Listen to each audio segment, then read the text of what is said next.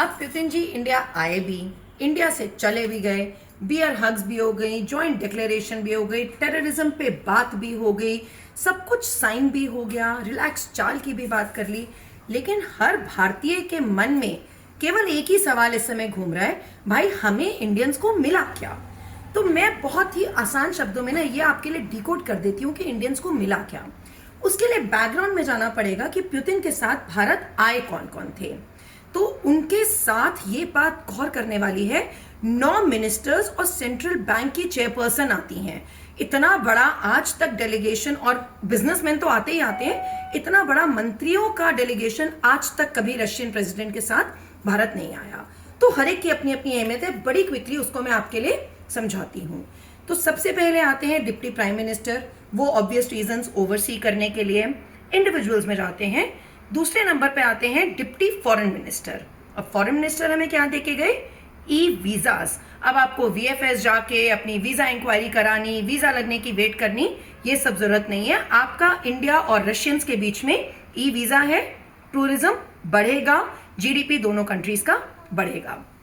फिर आते हैं थर्ड नंबर पे उनके एग्रीकल्चर मिनिस्टर।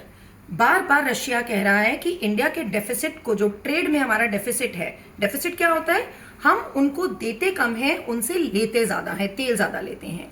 तो हमारा उनको एक्सपोर्ट बढ़े, तो अब हमारा किन चीजों में एक्सपोर्ट बढ़ सकता है, टेक्सटाइल्स, एग्रीकल्चर, फिशरीज, डेयरी, ये सब हमारे स्ट्रॉन्ग होल्ड्स है ना। तो एग्रीकल्चर मिनिस्टर आते हैं एग्रीकल्चर, फिशरीज और डेयरी के एक्सपोर्ट को भारत से बढ़ाने के लिए। चौथे नंबर पे उनके आते हैं हेल्थ मिनिस्टर।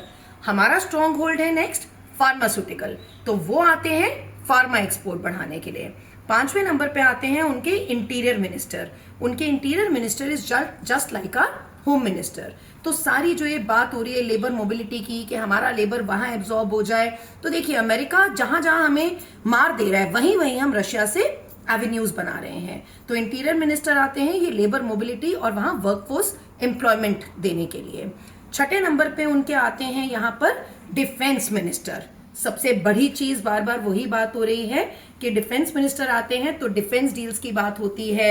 हम बात करें S-400, S-500, SU रेंज, तो ये सारी सिर्फ हम लेते लेते नहीं है उनसे मिसाइल्स, भारत में अपने आप ये बनेंगे। Make in India for the world, Bharat की डोमेस्टिक प्रोडक्शन बढ़ाने के लिए। फिर आते हैं उनके ट्रांसपोर्ट मिनिस्टर। अब भैया जब ट्रांसपोर्ट मिनिस्टर आ रहे हैं, ये सब चीजें बन तो गई, आ रही हैं, जा रही हैं, आना जाना होगा, आएंगे जाएंगे कैसे। चाइना बीच में रास्ता बना के बैठता है, जी मैं तो रोकूंगा, मैं तो ये करूंगा। तो बड़ी स्मार्टली पुतिन और माननीय प्रधानमंत्री मोदी जी एक अपना व्लादिवोस्टॉक चेन्नई कॉरिडोर निकाल रहे हैं, वहां से आपके नेवल रूट से सामान आने जाने का, तो ये करते हैं ट्रांसपोर्ट मिनिस्टर। आठवें नंबर पे आते हैं इकोनॉमिक डेवलपमेंट मिनिस्टर। अब भैया जब इतना एक्सपोर्ट होगा, इतना मेक इन इंडिया होगा, तो इकोनॉमिक डेवलपमेंट तो होगी ही ना। तो हम कहते हैं अमेरिका को, जात तेरी डॉलर को मानते ही नहीं हम अपने रशियन में रूबल और भारत के रुपए, रूबल रुपी ट्रेड को ही हम बढ़ाते हैं। अपनी ही, या दिरहाम लेंगे या और कोई लेंगे, अपनी ही करेंसीज में हम डीलिंग करेंगे और अपनी इकोनॉमिक डेवलपमेंट बढ़ाएंगे।